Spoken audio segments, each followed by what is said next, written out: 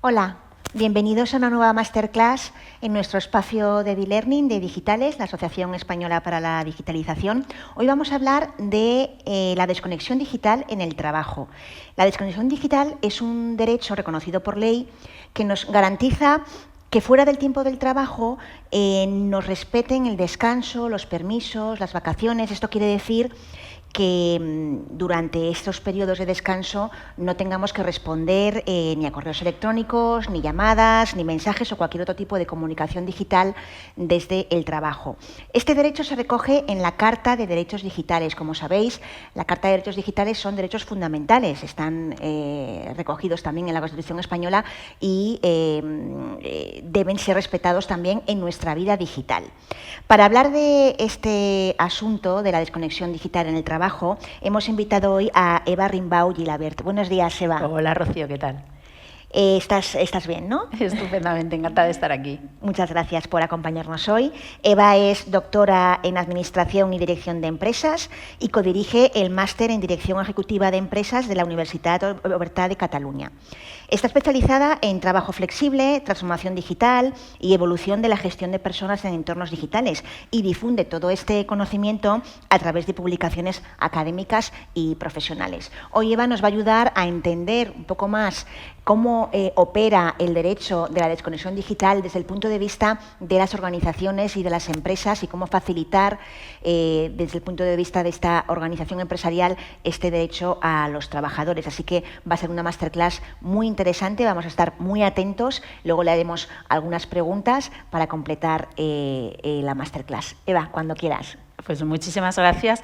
La verdad es que creo que es muy importante dedicarle un tiempo a pensar cómo facilitar este derecho a desconectar que es verdad que nos reconoce la normativa, pero que luego hemos visto que no es tan fácil, ¿no? No es tan fácil de implementar. Entonces, vamos a ver cómo podemos hacerlo. Lo primero yo creo que es a qué punto es un problema.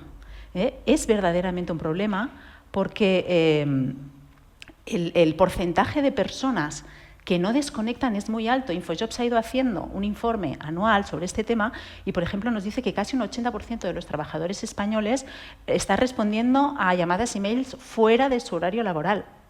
Casi un 80%. Pero es que lo peor es que casi un 60% lo hace durante vacaciones. ¿Vale? Entonces estamos hablando de que realmente desconecta muy poca gente. Y que conste que estos datos no son tan malos como los de hace unos años. Hemos mejorado, pero seguimos ahí con unos porcentajes que dan un poco de miedo. Y dices, bueno, ¿qué hay que hacer, ¿no? Bueno, pues lo siguiente que hay que hacer es entender de qué estamos hablando. Tú ya lo has explicado muy bien en la introducción, que es la desconexión digital.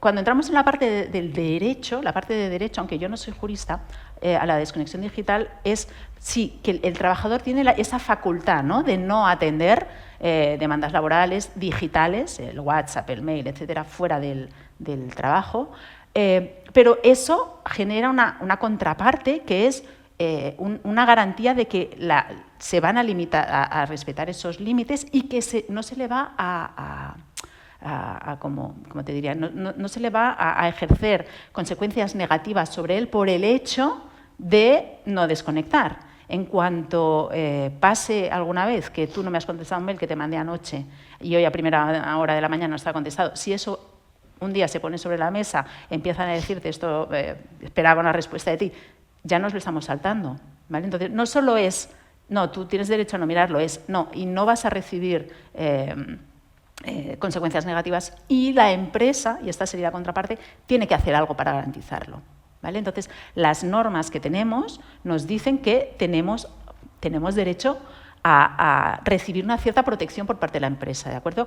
El marco jurídico que tenemos, que llegó a modificar el Estatuto de los Trabajadores y tenemos también una resolución del Parlamento Europeo con una serie de recomendaciones, etcétera, etcétera, pues nos ponen sobre la mesa que las empresas tienen que hacer algo, ¿vale? Ese algo muchas veces es una política de desconexión digital, un protocolo de desconexión digital, que sabemos que cuando existe, tenemos datos de Eurofound del año 2023, que cuando hay protocolo de desconexión en las empresas, mejora la salud de las personas trabajadoras, ¿de acuerdo? Desde cuestiones de dolores de cabeza, de fatiga, de problemas de sueño, o sea, hay una serie de elementos ¿Relacionados con qué? Relacionados con el estrés, relacionados con el cansancio.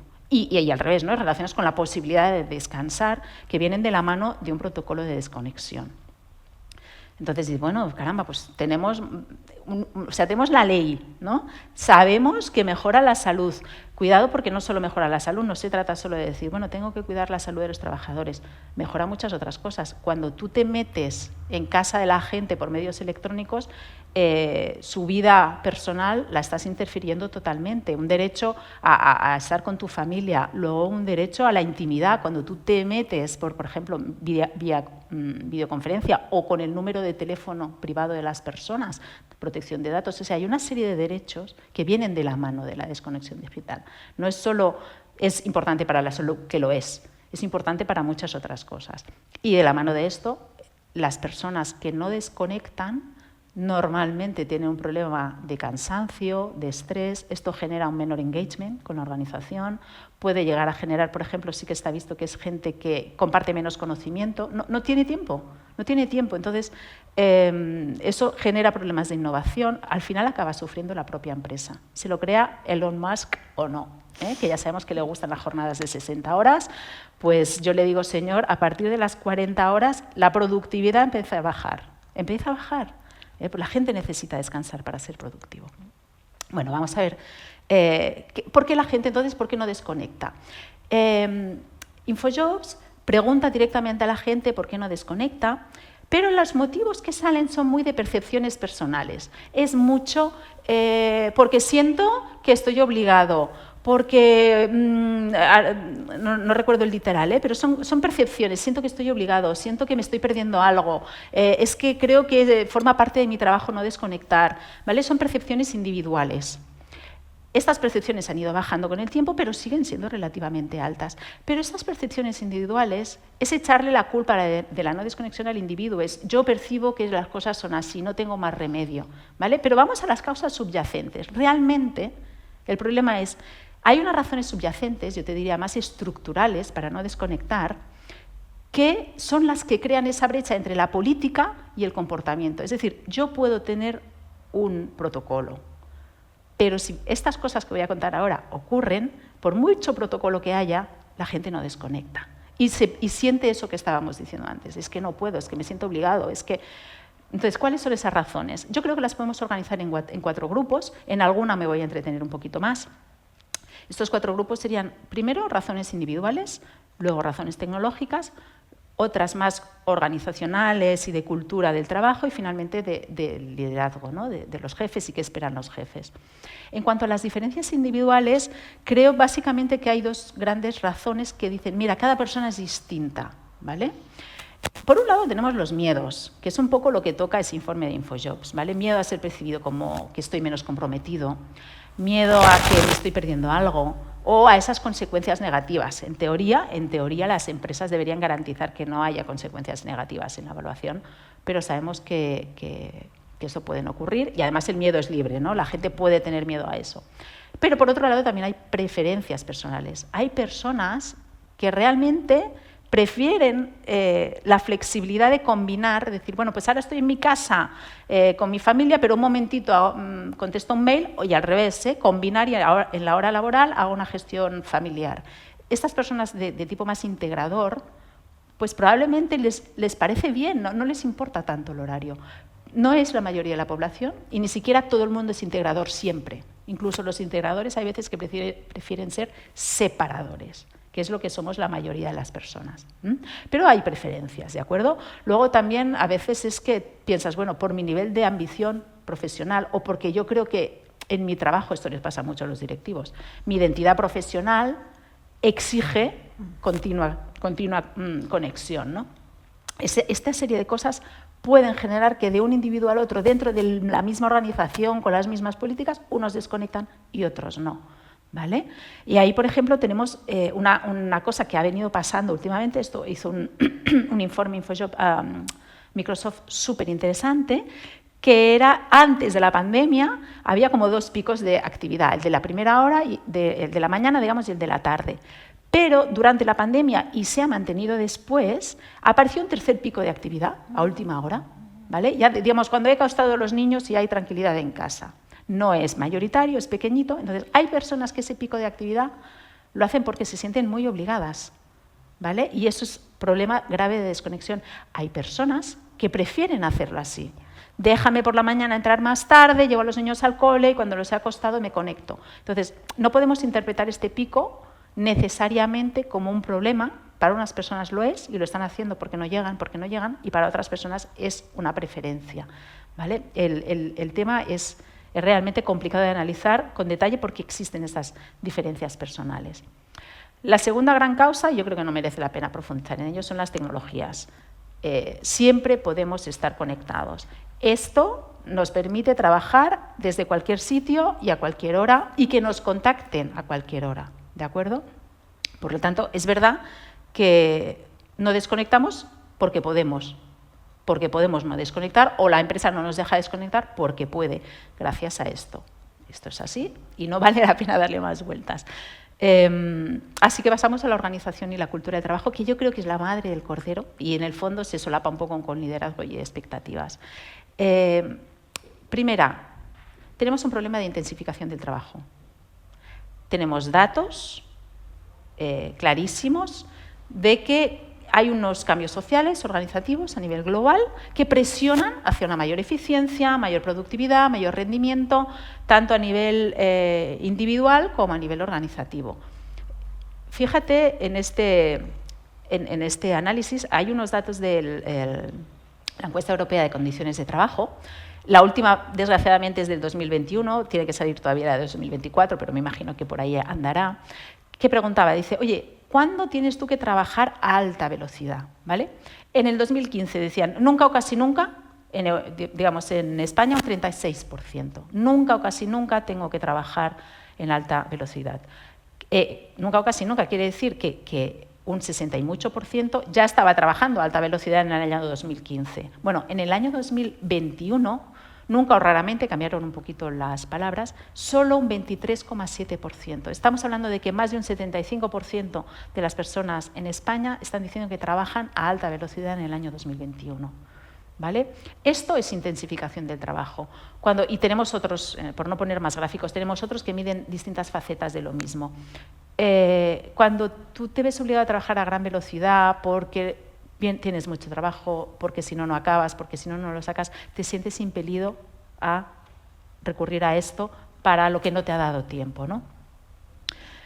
Aparte de la intensificación del trabajo, tenemos aspectos muy culturales. Esta cultura de la always on, por decirlo de alguna forma, es una cultura de las personas, es social, todos queremos estar siempre ahí, pero también es organizativa. ¿Vale? Yendo a nivel organizativo son estas expectativas de que estés siempre disponible para el trabajo. Igual que pasa que a nivel personal hay personas que se enfadan porque no les has leído el mensaje de Insta o de WhatsApp o lo que sea, a nivel organizativo pasa exactamente lo mismo.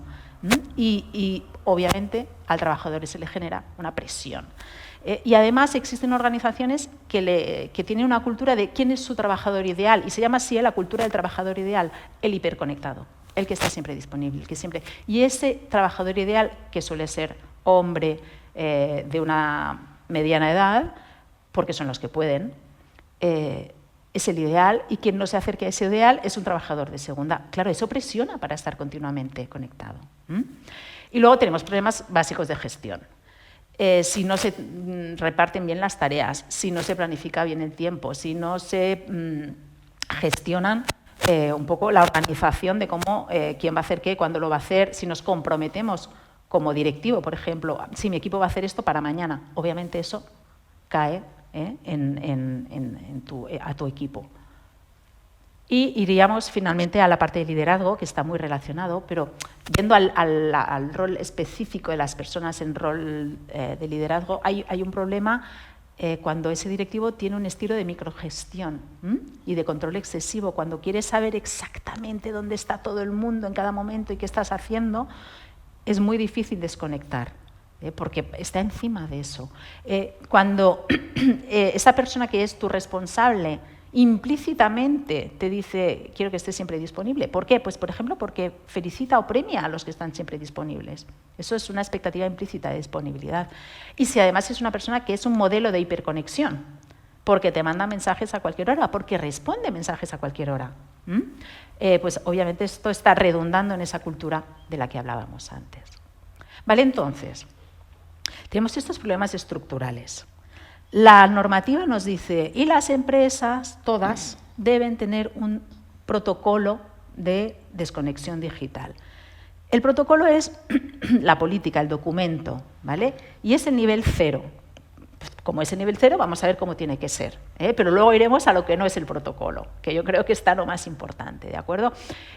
Vale, para el que el protocolo sea eficaz, obviamente tiene que tener esos contenidos mínimos esenciales, y luego una serie de cuestiones. Déjame que vaya un momentito a los contenidos mínimos, que lo indican las normas, y esta resolución del Parlamento Europeo pues también hace una listita de las cosas que tienen que estar, y está muy bien.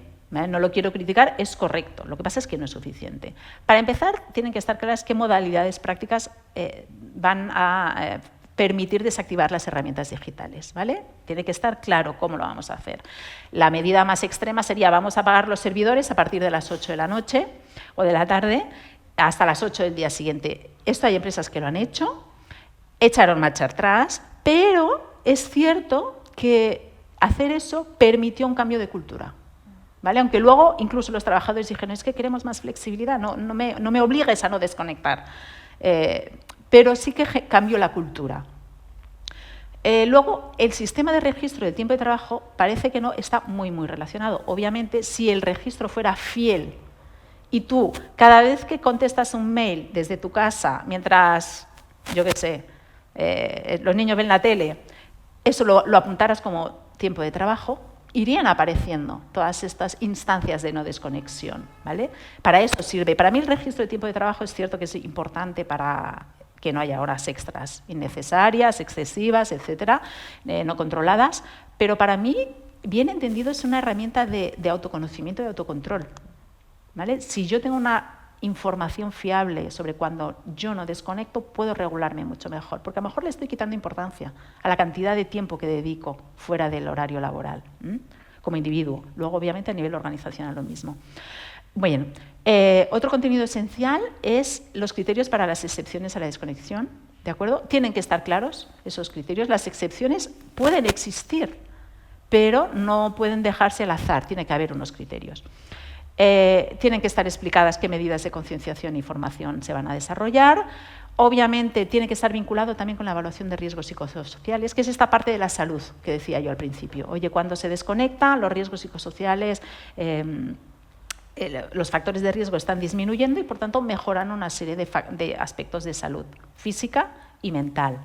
Pues vamos a medirlo también, ¿no? Y luego también tiene que estar clara esa protección contra tratos desfavorables que te decía, ¿de acuerdo? Esto sería un buen protocolo. Tiene que consultarse con los representantes de los trabajadores, ¿de acuerdo? Que eso también ayuda un poco a vincularlo con la realidad, pero no es suficiente, ¿vale? Una vez tenemos estos contenidos mínimos esenciales, hay cosas que hay que ir pensando también dentro del protocolo, que es que no tiene por qué ser igual para todo el mundo.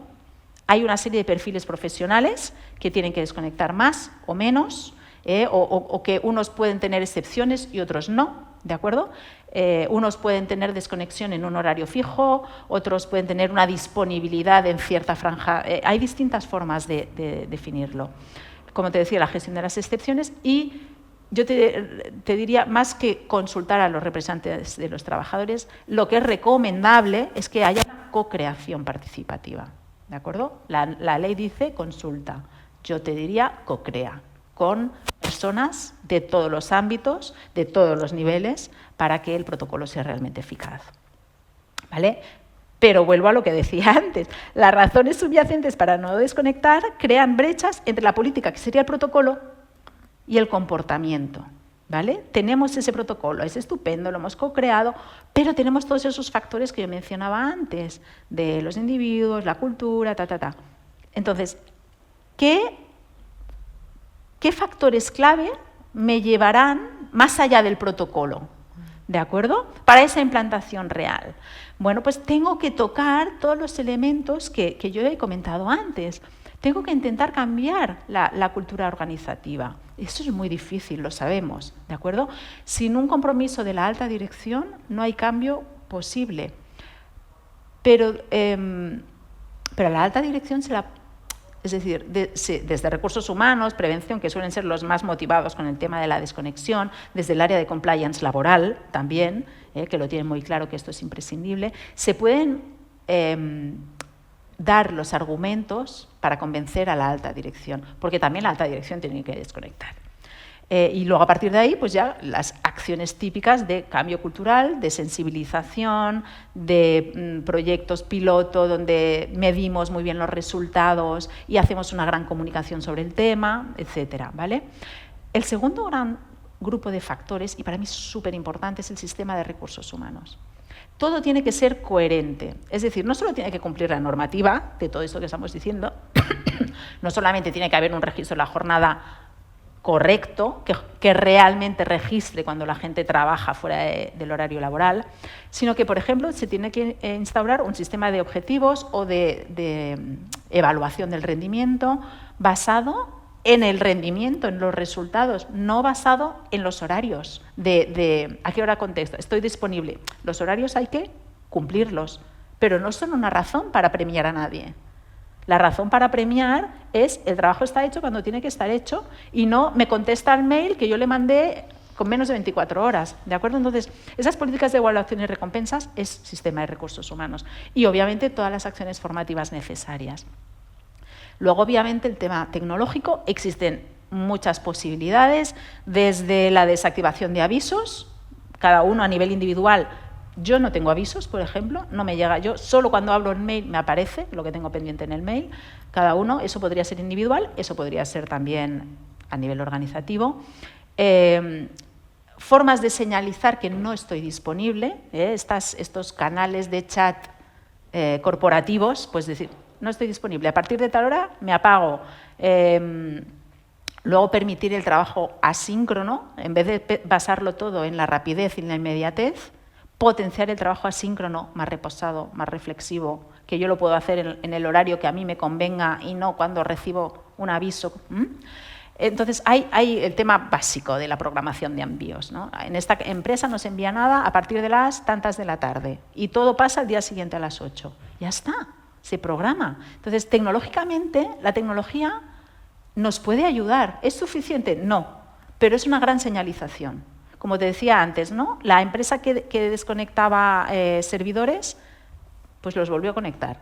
Pero fue una señalización brutal de que esto iba en serio, ¿no? Y luego el segundo gran bloque sería todas las acciones de cara a la supervisión. ¿De acuerdo? Los supervisores o jefes o lo que sea, jefes de equipo, deberían supervisar las cargas de trabajo, intentar cuidar esto de la sobrecarga excesiva, de la intensificación. Luego, los jefes, las jefas deben dar una autorización explícita para desconectar. Es decir,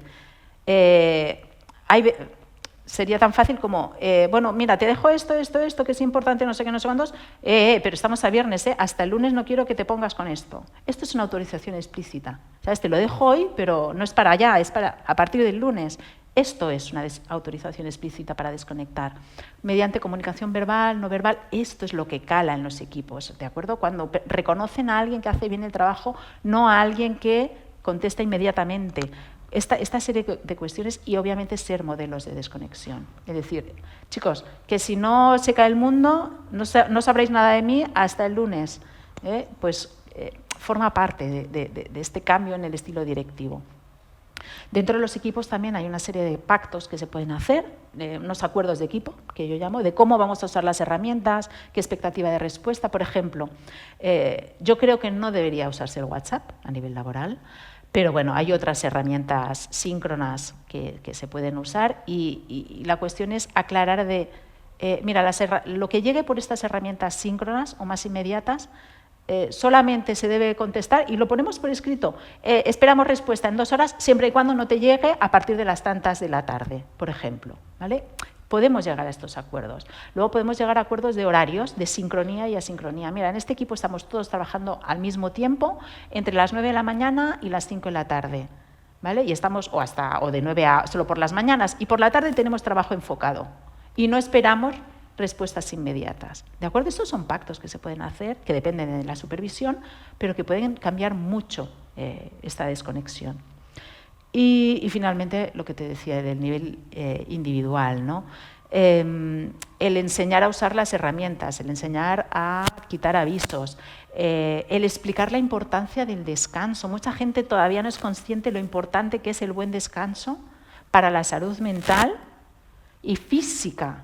¿De acuerdo? Si los recursos que tenemos que estar utilizando, recursos personales, para desconectar, para descansar, para recuperarnos del trabajo, los usamos para, ya, ¿qué ha llegado? ¿Qué ha no sé qué?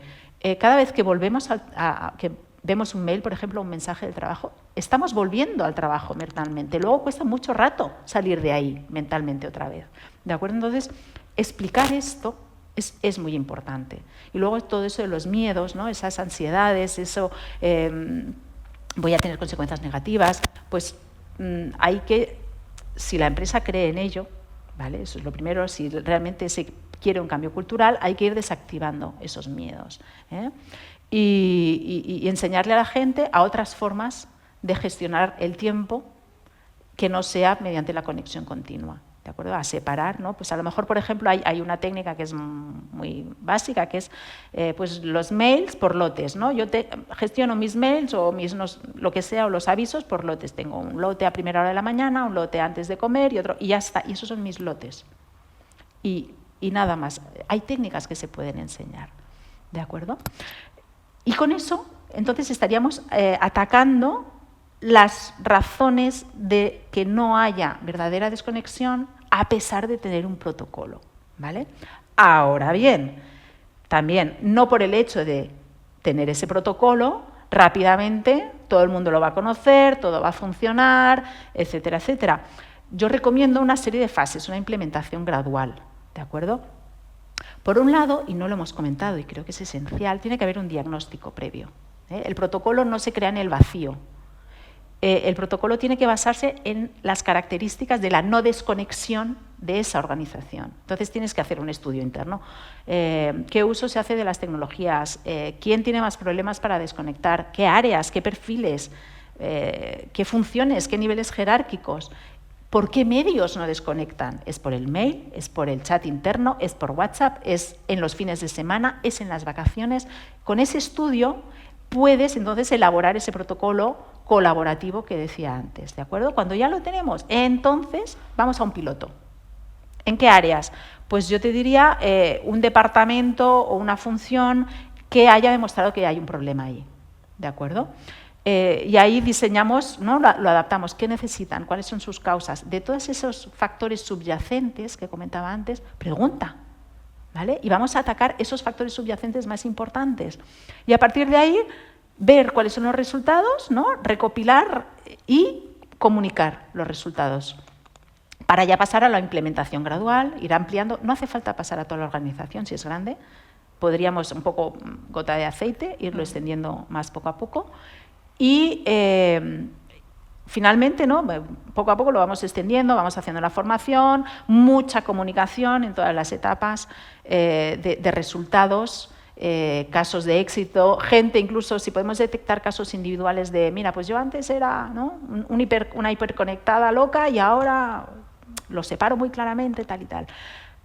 Y todo eso tiene que ir acompañado siempre de un monitoreo, ¿no? Continuamente ir viendo cuáles están siendo los resultados para ir adaptando. O sea, el protocolo o la política de desconexión no es estable, sino que tiene que irse adaptando a medida que cambia lo que pasa en la organización. Si realmente creemos que está habiendo un cambio cultural, tenemos que ir viendo cambios en los resultados y, por tanto, probablemente problemas que eran acuciantes al principio, luego ya no lo son tanto y, por tanto, podemos centrarnos en otras cosas que antes eran secundarias y ahora se han convertido en nuestro problema principal. Por tanto, hay que ir adaptando.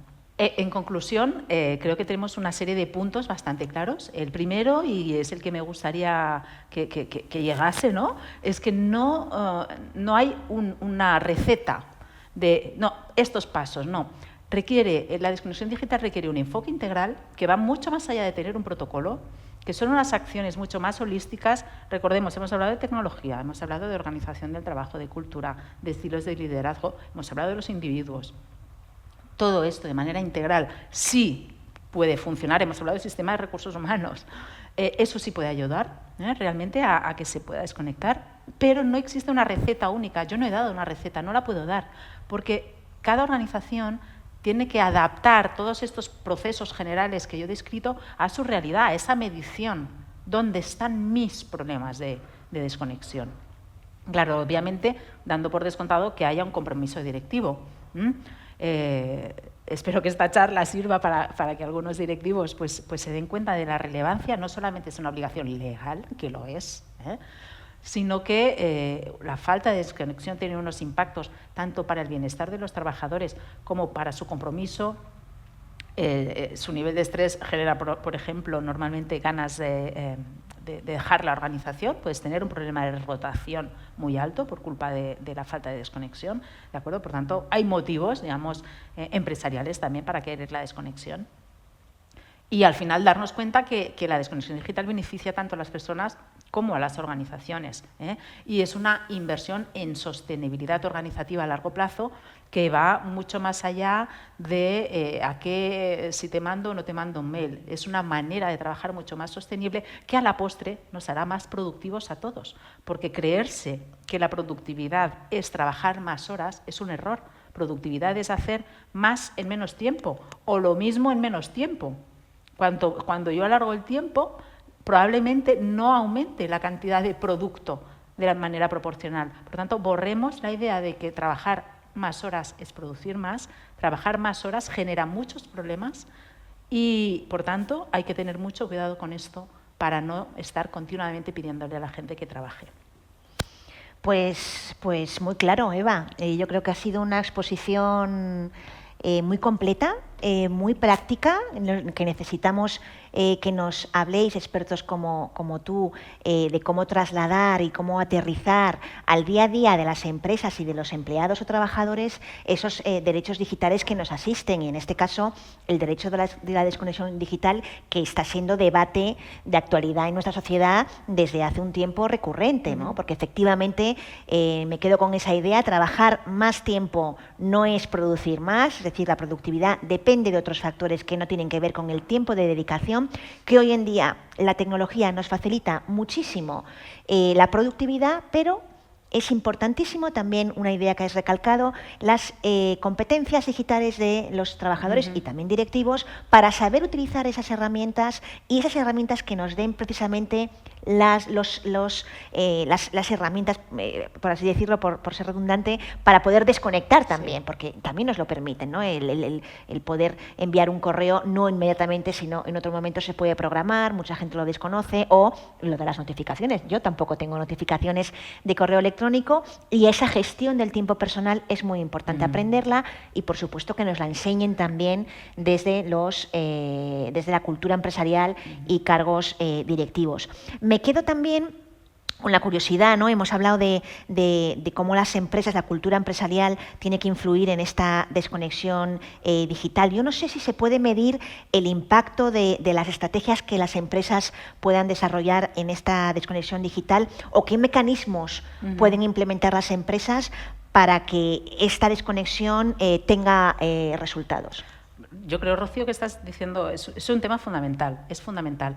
De hecho, en cualquier política, no solo las políticas de desconexión, cualquier política de recursos humanos o de gestión, de manera de organizar el trabajo, debe venir acompañada de una serie de medidas. Y en este caso las medidas tienen que ser de distintos tipos, ¿no? Por un lado, como veíamos en el estudio, el gráfico que he puesto al principio, la falta de desconexión genera una serie de implicaciones de bienestar en los trabajadores. Por tanto, la parte más de riesgos psicosociales, si quieres, eso ahí hay una serie de mediciones que ya existen, que los expertos conocen perfectamente en todas las empresas. Pues estas mediciones de descanso, cansancio, ansiedad, estrés, incluso dolores musculoesqueléticos, hay que vincularlos con la cantidad o la falta de desconexión que hay en la organización. Y luego tiene que haber unos cuestionarios específicos de percepción de desconexión. ¿Desconectas o no desconectas? ¿Cuándo desconectas? ¿Cuándo no desconectas? ¿Qué medios, no? ¿Qué herramientas de comunicación te están impidiendo esa desconexión? Todo esto hay que irlo midiendo de forma periódica, hay que irlo evaluando, coevaluando, yo te diría, con equipos de trabajadores, de directivos, representación de los trabajadores. Hay que irlo evaluando para ver dónde están los problemas, sobre todo qué es aquello que nos está costando más cambiar, para luego irlo traduciendo en acciones continuas. Por tanto, te diría, sí, hay que medirlo siempre, periódicamente, al principio de una forma más seguida, probablemente al principio necesites cada 3 meses y ya luego lo puedes ir espaciando, pero es absolutamente imprescindible porque es la única manera de asegurarte que esas acciones están teniendo un impacto, ¿no? Y yo creo que cualquier persona quiere que sus esfuerzos tengan un impacto real, ¿no? Está claro. En la presentación hemos visto también, has hablado de distintos factores que dificultan esta desconexión digital, aspectos culturales, personales, individuales, desconocimiento, en fin, muchos tipos de factores. Hay un elemento que yo creo que es clave, que forma parte de esa cultura organizacional, que es el papel del directivo, ¿no? El papel de los jefes, mandos intermedios, directivos, que bueno, al fin y al cabo tienen que dar ejemplo, ¿no? También, pero sin embargo su rol de responsables pues también tiene especificidades que pueden impedir esa desconexión digital o hacerla de manera distinta a otros roles que hay en la compañía. ¿Cuáles crees que son esos impedimentos a los que se enfrentan los directivos, esas presiones que también ellos puedan sufrir o puedan experimentar para poder desconectar y qué medidas organizativas tú recomendarías a estos directivos? Sí, es verdad.